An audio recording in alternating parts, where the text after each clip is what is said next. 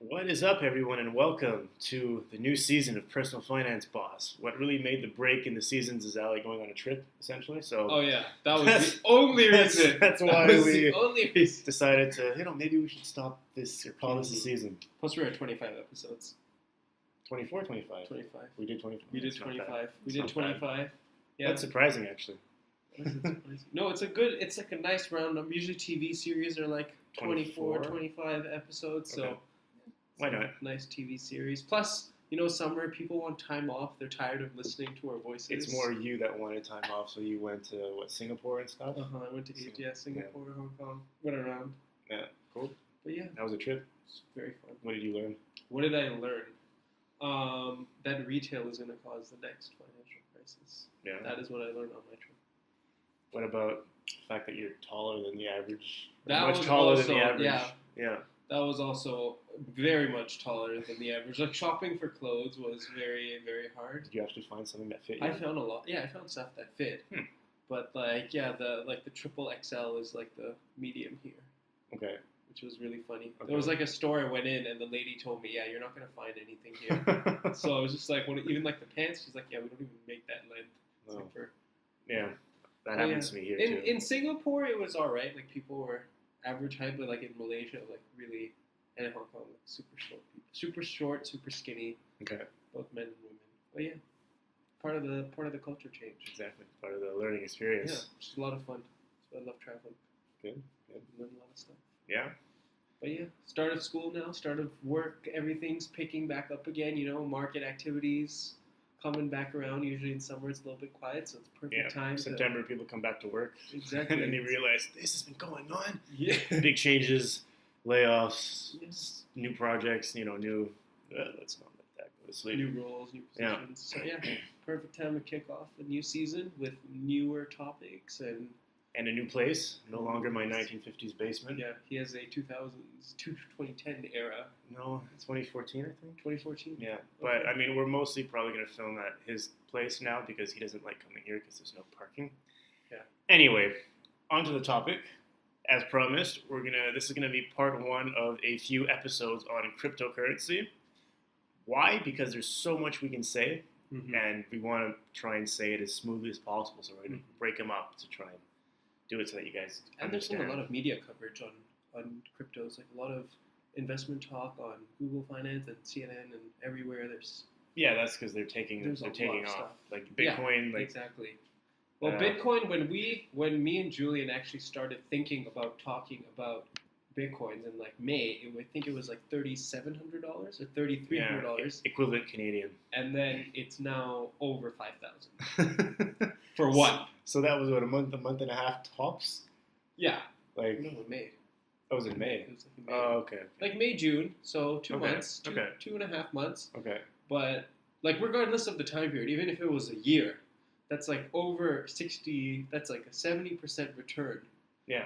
In a very short time. That's pretty good. Which is, pretty good. That's pretty good. It's astronomically amazing. So, yeah, it just gives you an idea of how crazy that market is and how fast things can change. Yeah. But it can also go down. There's been instances where that has tanked. I remember when the Winklevoss twins from The Social Network, if any of you guys saw that movie, they are actually the pioneers behind a Bitcoin ETF, and they wanted to launch that on the NYSE, and when it got rejected by the SEC, Bitcoin tanked by like 12-14%.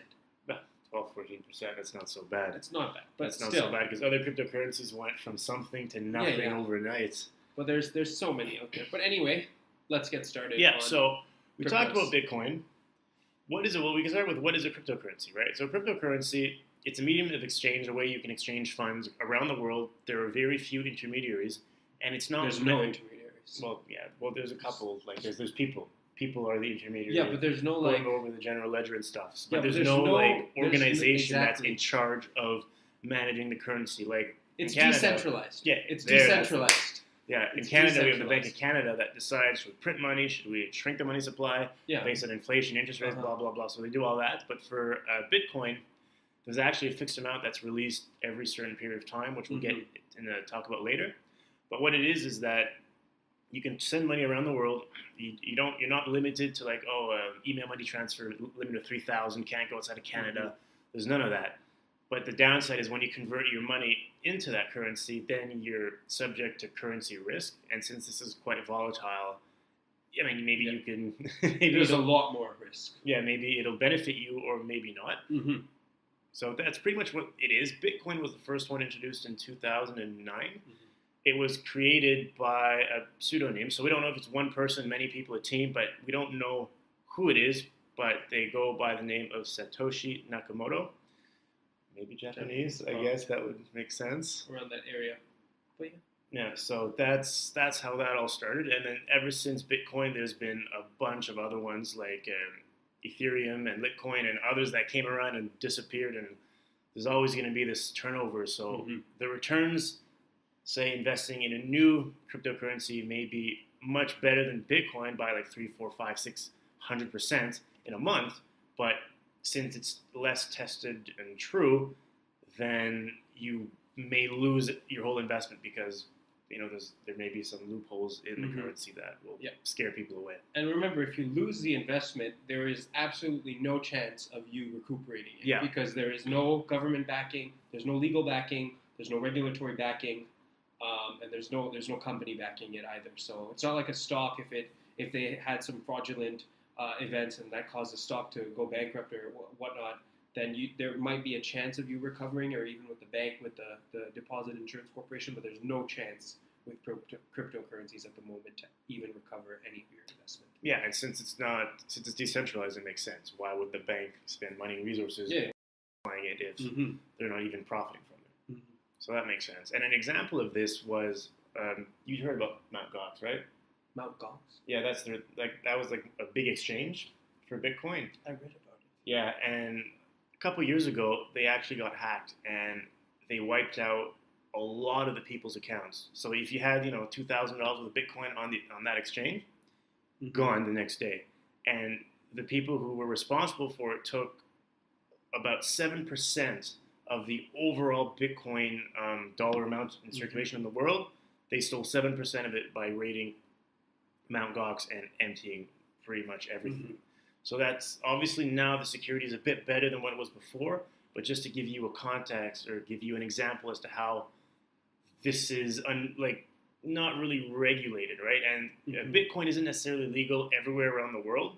Like in Russia, you can't use it to buy stuff in stores, but in the States, Best Buy. You can pay with Bitcoin. Yeah, that's pretty crazy. But it is the SEC started looking into it, and they're gonna. I mean, the capital gains, you are taxed on capital gains on Bitcoin, so that's a good sign in the States. That is, so it means that the SEC is starting to look into it and say, okay, maybe this is possible, and the government too is open to the idea, obviously it's because they get to make money off of it, and I'm sure they made a lot of money if people actually declare it and stuff. So that's a good sign for cryptocurrencies. There's a lot of opposers. The reason why, if you notice the year 2009, cryptos were created after the recession.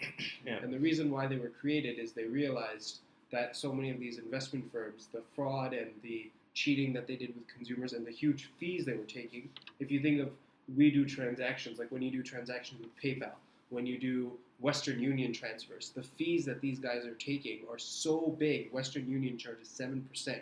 Like you want to send money to your parents or whoever, your friends back home. Or just like a bank wire transfer. Exactly. Think of the fees that are being charged. So essentially the creators of Bitcoin, by creating this decentralized system, you're creating a huge peer-to-peer network. Like if Julian were in Thailand, for example, I could pay him money. Or if he was my brother in Thailand, I need to send him money. I could send him money for free. And I wouldn't have to go through any of these regulatory authorities, no transfers. Even if you think of sending a basic bank transfer, it takes like 3 business days because the bank has to authorize it, they have to review it, they have to send it and all that kind of stuff. But with Bitcoin and with the technology behind Bitcoin blockchain, which we're going to talk about in another episode, you can do that. So essentially the creators of Bitcoin in 2009, they wanted to eliminate all of these intermediaries and hence the banks. And that's why I think the biggest challenge is going to be getting the banks and getting all of those big bodies like Goldman Sachs, these big investment firms to actually sign off on this. Yeah. So if you think of how this is going to change the stock market, for example. No commissions, no brokers.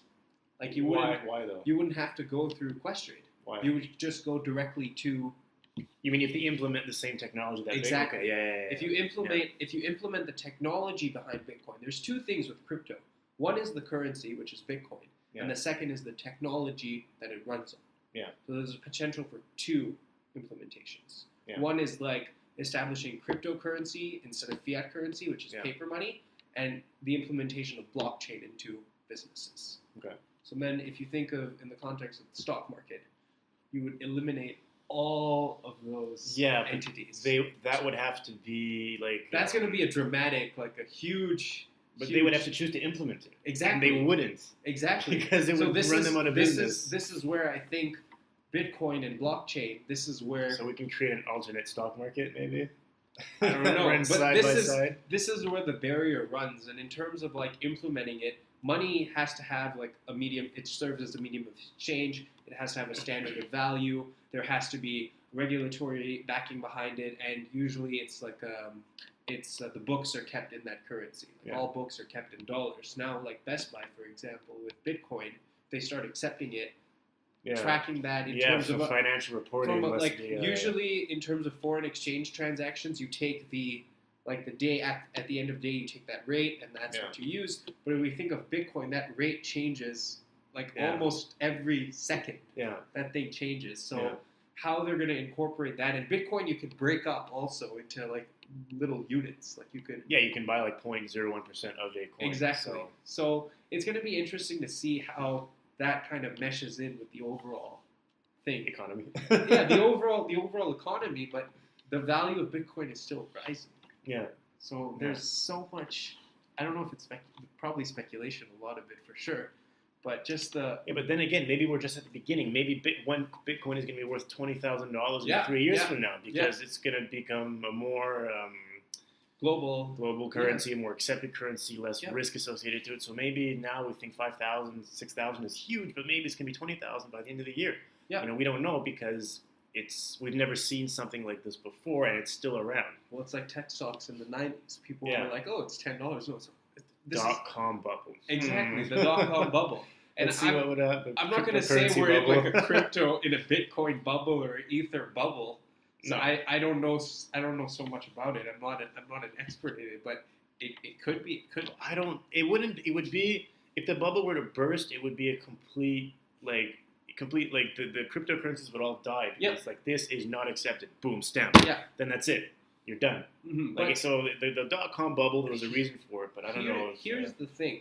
With Bitcoin, one of the reasons, like people say it's to create that decentralized system, but another reason it was created is now for illegal transactions. Yeah, I was going to actually get to that. For illegal transactions, Bitcoin. Yeah, because there was a very interesting episode or podcast that Radiolab released a couple of years ago, and it's a story of this lady that got hacked, and I guess it was a virus, it was a ransomware, so they emptied her computer, and she had to pay a fee to get the information back.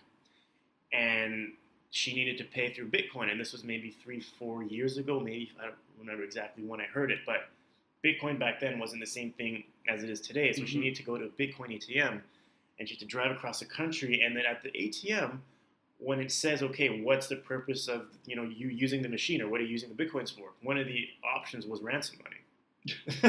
One of the options was ransom money, because they're aware that this is a perfect currency for criminals to use, and we'll get into that in more detail in another episode. But because it's very hard to track, if at all. It's untrackable. Yeah, untrackable, but virtually untrackable. Yeah, you could track how much is being paid out. Yeah, and to who, but you wouldn't be able to track the nature of each transaction. Yeah, which is like someone was saying, this is perfect for like CEOs.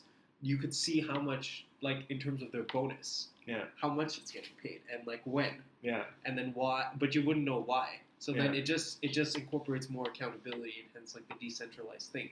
But I think until Bitcoin is able to shed that notion that we use it as illegal transactions, I think it's going to have a hard time getting that regulatory approval. Yeah, well, for sure, especially with stories like that when they have in the options ransom money. Well, exactly. So there are challenges that they're going to need to overcome, but I I don't even know if they can. Like, how can they approach that problem? I don't know. That's going to be the... That's going to be their problem. Well, like in India, for example, the Prime Minister Modi, he actually banned the $1,000, 1,000 rupee and the 500 rupee note. I don't know if it was a 500, but the 1,000 for sure. And the reason was because the higher bills usually have a higher percentage of being counterfeit. Yeah. So by eliminating all of those, you kind of cut down on the number of illegal transactions. So Okay. I don't know, but you're right. In terms of kind of eliminating that from the whole technology, I don't know if you could do it. Yeah. You'd have to call up Satoshi Nakamoto and see what's what. But it's going to be interesting to see how that pans out and how the price of Bitcoin appreciates and how that affects fiat money, like you said. Will currencies devaluate? Because if people start selling their dollars to buy Bitcoins, then that's going to put downward pressure on our currency. Yeah. So that's going to be interesting to see. And well, there's been a lot of theories out there on the collapse of fiat currency. There's so many countries that are like Canada. Canada prints an extra 1,000 bills or something. There's a lot of, in terms of printing money, in terms of devaluing. Like if the more volume of currency, the value drops. So people are printing money. People are dumping money. Like you said, they're selling. They're moving. So it's very hard to track, and people are really getting annoyed with the lack of transparency and the lack of accountability in terms of government organizations. So yeah, but all they're doing is they're trying to keep the interest rate steady, the inflation rate steady. Yep.